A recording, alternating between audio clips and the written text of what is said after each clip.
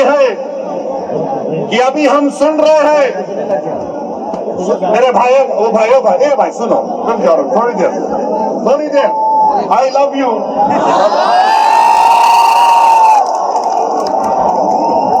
अभी हम सुन रहे हैं कि एक क्रिकेट टीम में बांग्लादेशी था, उसको हटा दिया गया। बराबर ये बांग्लादेश में हिंदुओं पर जुल्म हो रहा, मैंने भी उसकी मजम्मत की, मगर ये तो बताओ मोदी जी, अगर बांग्लादेश में किसी की मॉब लिंचिंग होती है तो आपको गुस्सा आता है, मगर महाराष्ट्र के जलगांव में जिस बच्चे को मारा गया था उसके ऊपर आपको गुस्सा क्यों नहीं आता मोदी जी, फडणवीस जी? सबसे पहली मॉब लिंचिंग 2014 में मोदी की हुकूमत बनने के बाद ऊना में मोहसिन शेख की हुई थी और जलगांव में सुलेमान पठान को उसी के दोस्तों ने मार मार कर उसको शहीद कर दिया। अगर बांग्लादेश में कोई हिंदू मरता है हम कंडेम करते हैं, मारने वालों को जालिम कहते हैं। मारने वाले जिन्होंने जलगांव में सुलेमान पठान को कहा वो भी जालिम है, उनका भी कंडेमनेशन होना चाहिए। बांग्लादेश हो या भारत हो, इंसान की जिंदगी इंसान होती है, हिंदू की भी जिंदगी होती है, मुसलमान की भी जिंदगी हो सकती है। और हम पूरे बीजेपी वाले आज टीवी पर बाजा बजा रहे हैं, हमने एक प्लेयर को वापस कर दिया। अरे सुनो, तुम क्या सबको बेवकूफ बनाना चाहते हो? सुनो, एक क्रिकेट प्लेयर को निकाल दिया, पूरे बीजेपी वाले बोल रहे ये हमारे इत्तेहाद की कामयाबी हुई है। अब सुनो भारत की जनता, खासतौर से भारत और महाराष्ट्र के हमारे हिंदू भाई बहनों से कह रहा हूँ, तुम एक क्रिकेट प्लेयर के कैंसलेशन पर तुम मिठाई बांट रहे हो तो नरेंद्र मोदी से पूछो, इस साल मोदी ने बांग्लादेश को 120 करोड़ रुपए दिए नहीं दिए? बताओ मेरे को। 120 करोड़ रुपए, 120 करोड़ ग्रांट और एक में दिए। 1160 मेगावाट की एनर्जी भारत से बांग्लादेश को जाती है। और सुनो हमारे हिंदू भाई बहनों, मोदी ने 10 साल में बांग्लादेश को लेटर ऑफ क्रेडिट कितना दिया? $8 बिलियन। $8 बिलियन। और तुम असदुद्दीन ओवैसी को गाली देते हो।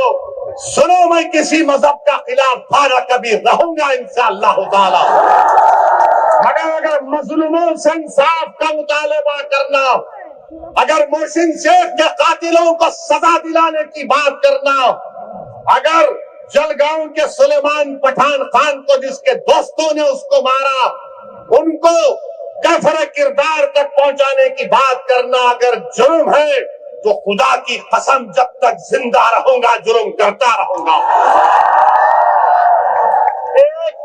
और वो क्रिकेट प्लेयर की सुनो, वो क्रिकेट प्लेयर, वो टीम ने उसको 10 करोड़ में खरीदा। आपने बांग्लादेश को 120 करोड़ रुपए 2025 में दिए एड और ग्रांट में। 1160 मेगावाट पावर बांग्लादेश को भारत से जा रहा है। और 10 साल में मोदी की हुकूमत ने एलओसी दिया $8 बिलियन का, $8 बिलियन का। और तुम नफरत करते हो मुसलमानों से। मैंने पार्लियामेंट में खड़े होकर कहा था कि बांग्लादेश की हमारे हिंदू भाई बहनों की मंदिरों का तहफ्फुज होना चाहिए।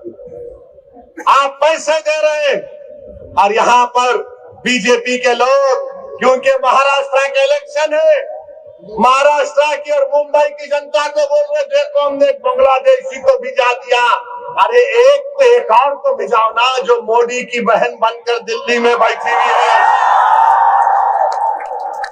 क्या आप चाहते हो मोहतरमा बांग्लादेश जाए? आप चाहते हो बांग्लादेश को दे दिया जाए? तो लगाओ नारा, नारे तकबीर। मोदी जी सुनो, ये आवाज आ रही है, लेके जाओ, उसको निकालो, उसको पहुंचाओ बांग्लादेश। और दूसरी बात अभी खत्म नहीं हुआ मोदी के ऊपर। आज हमने देखा कि वेनेजुएला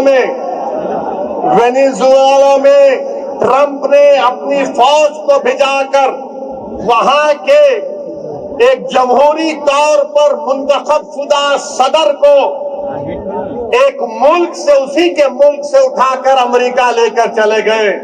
नरेंद्र मोदी जी, अमित शाह, देवेंद्र फडणवीस, जब ट्रंप अपनी फौज को भिजाकर वेनेजुएला से कदमी को उठा सकता है, जब सऊदी अरब यमन में मुखल्ला के पोर्ट पर बमबारी कर सकता है, मोदी जी हम आपको कह रहे हैं, आप पाकिस्तान में भिजाकर जो मुंबई की सड़कों पर साजिश करने वाले 9/11 के जालिम लोग हैं, चाहे वो मसूद अजहर हो या फिर लश्कर तैयबा का वो जालिम शैतान हो, मोदी जी 56 इंच का सीना है तो भिजा कर उठाकर लाओ। अगर ट्रम्प कर सकता है तो क्या आप कम है? जब ट्रम्प कर सकता है तो आपको भी करना पड़ेगा, क्योंकि मोदी ने कहा था अब की बार ट्रम्प सरकार। तो मेरे भाई, मुझे मालूम कि आज के इस भाषण के बाद टीवी चैनल के लोग मसरूफ हो जाएंगे। ओवैसी का एक और भड़काऊ भाषण।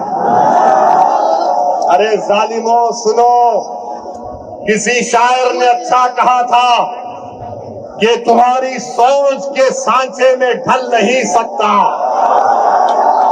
तुम्हारी सोच के सांचे में ढल नहीं सकता, जबान काट लो लहजा बदल नहीं सकता, जबान काट लो लहजा बदल नहीं सकता। और सुनो नरेंद्र मोदी, देवेंद्र फडणवीस और अखिलेश यादव, मुझे भी मोम का समझ रहे हो क्या?